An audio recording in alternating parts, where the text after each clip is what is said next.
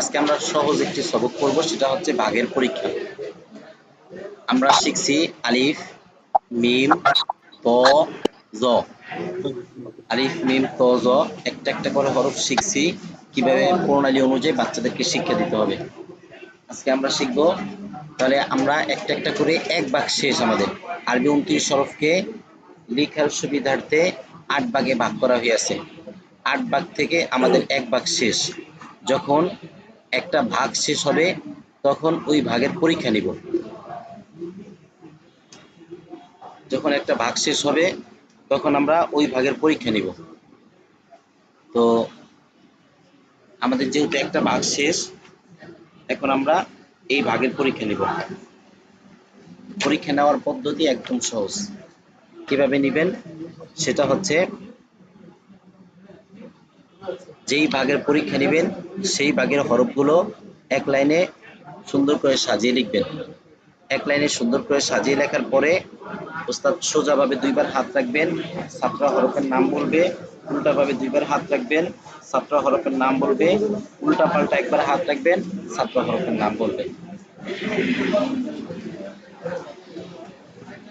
তাহলে আমরা এখন যেহেতু এক ভাগ, আমাদের 1 নম্বর ভাগ শেষ, আমরা 1 নম্বর ভাগের পরীক্ষা নিব।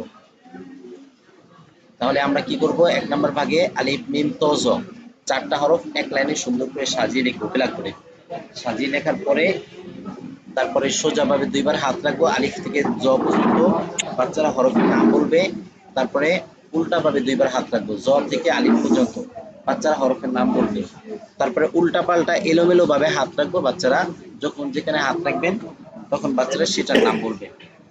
চলেন আমরা এখন শিখবো ভাগের পরীক্ষা।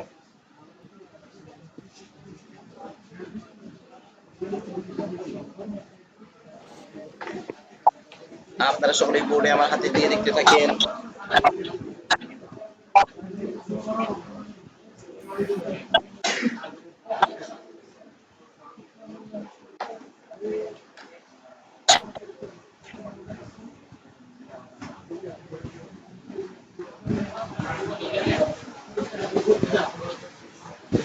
সকলে বোর্ডে দেখেন,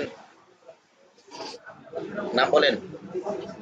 আলিফ, আলিফ, আলিফ, মিম, মিম, তা, ওয়া, জ, ওয়া, আলিফ, আলিফ, আলিফ, মিম, মিম, ওয়া, ওয়া, তাহলে প্রথমে আমি সোজাভাবে দুইবার হাত রাখছি, আপনারা হরফের নাম বলছেন। এবার উল্টাভাবে ওয়া, ত, ওয়া, মিম, মিম, আলিফ, আলিফ, আলিফ, জ, ওয়া, ওয়া, মিম, মিম, আলিফ, মিম, উল্টা পাল্টা দুইবার হাত রাখছি। এবার উল্টাভাবে দুইবার হাত রাখছি। এবার উল্টা পাল্টা ওয়া, আলিফ, আলিফ, আলিফ, জ, ওয়া, মিম, মিম, ভাগের পরীক্ষা শেষ। তাহলে ভাগের পরীক্ষা একদম সহজ। ভাগের পরীক্ষা কিভাবে নেবেন? যেই ভাগের পরীক্ষা নেবেন, আমাদের যেহেতু আলিফ, মিম, ত, জ প্রথম ভাগ শেষ, আমরা প্রথম ভাগের পরীক্ষা নিছি। তাহলে এভাবে একটা একটা করে বাচ্চাদেরকে শিক্ষা দিবেন। যখন একটা ভাগ শেষ হবে তখন সেই ভাগের পরীক্ষা নেবেন। তাহলে আমাদের যেহেতু প্রথম ভাগ শেষ, আমরা প্রথম ভাগের পরীক্ষা নিছি। তাহলে ভাগের পরীক্ষা নেওয়ার পদ্ধতি কি? যেই ভাগের পরীক্ষা নেবেন সেই ভাগের হরফগুলো সুন্দর করে সাজিয়ে লিখবেন। সোজাভাবে ওস্তাদ দুইবার হাত রাখবেন, বাচ্চারা হরফের নাম বলবে। এরপর উল্টাভাবে হাত রাখবেন, বাচ্চারা হরফের নাম বলবে। তারপরে উল্টা পাল্টা হাত রাখবেন, তারপরে বাচ্চারা হরফের নাম বলবে। ইসমাইল হোসেন, আপনি মিউট করে রাখবেন, আপনার ওখানে আওয়াজ হয়। আচ্ছা, ভাগের পরীক্ষা শেষ। ভাগের পরীক্ষা সবাই বুঝছেন?